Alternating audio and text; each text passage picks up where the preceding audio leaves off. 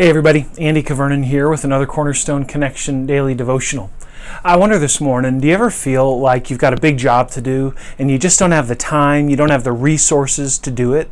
Maybe you feel that way at work a lot of the time, that there's projects that keep coming across your desk more and more, and you might feel a little bit overwhelmed. Maybe you're a parent and you're trying to raise your kids and you think about all the different activities that they have, all the different challenges that they face, and you wonder, how am I going to help them through this season of their lives?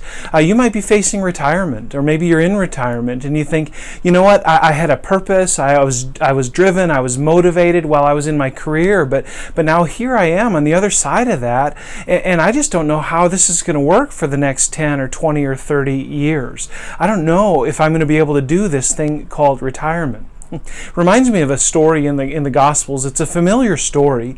It's the feeding of the 5,000, but I want to bring you to the Gospel of John, where in the Gospel of John there's a unique phrase that really caught my attention this morning as I was reading in God's Word.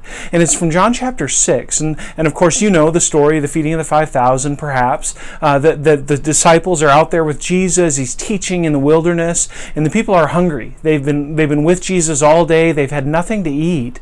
And there's a recognition that, hey, these people are going to need something to eat, or else we're not going to be able to continue here. And Jesus says to his disciples in John chapter 6, verse 5, it says, Jesus looked up and he saw a great crowd coming toward him, and he said to Philip, hey, where shall we buy bread for these people to eat? Now, Jesus is a master teacher. He knows where the bread's going to come from, but he's asking Philip, he's engaging Philip to think about the resources that are going to be required to do this really insurmountable task, to feed all of these people. And it says actually in verse 6, he asked this only to test him, for he already had in mind what he was going to do. All right? But then Philip answered him.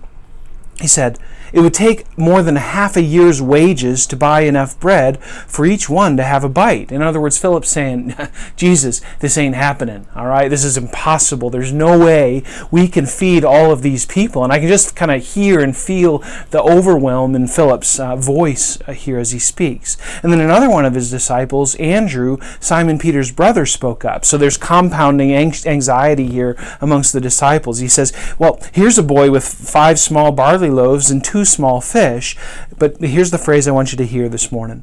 But how far will they go among so many?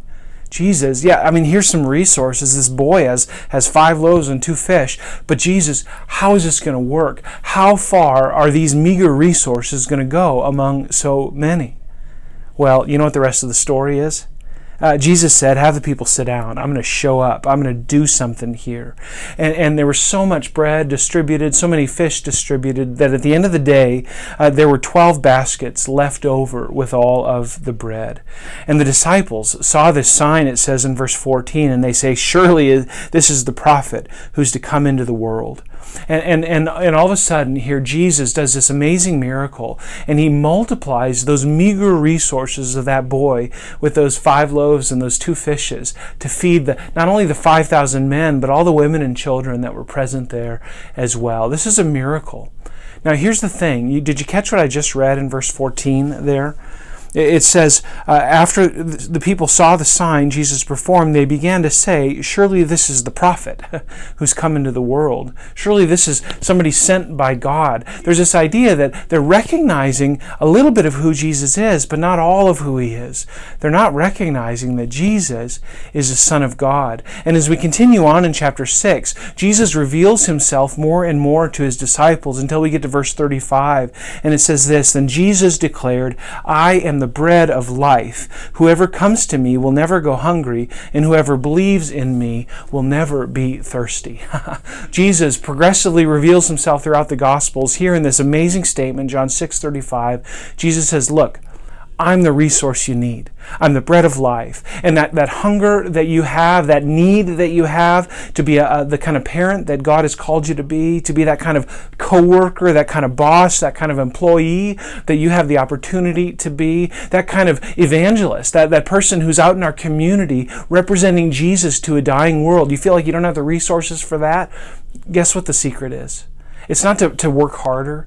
It's not to be more ingenuitive, to be more creative. All those things are fine and good, and there's a place for them. But the ultimate solution isn't in something that we produce. It's in something that He produces. In fact, it's in Himself. Jesus says, I am the bread of life.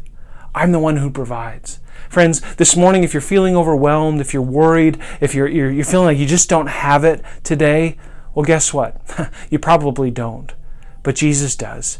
Remain connected to Him, and in Him find everything that you need to do all that He asks of you today. God bless you, friends, and be encouraged today. Jesus is the bread of life. Jesus is enough. Have a great day, and Lord willing, we'll see you again soon on the Cornerstone Connection Daily Devotional.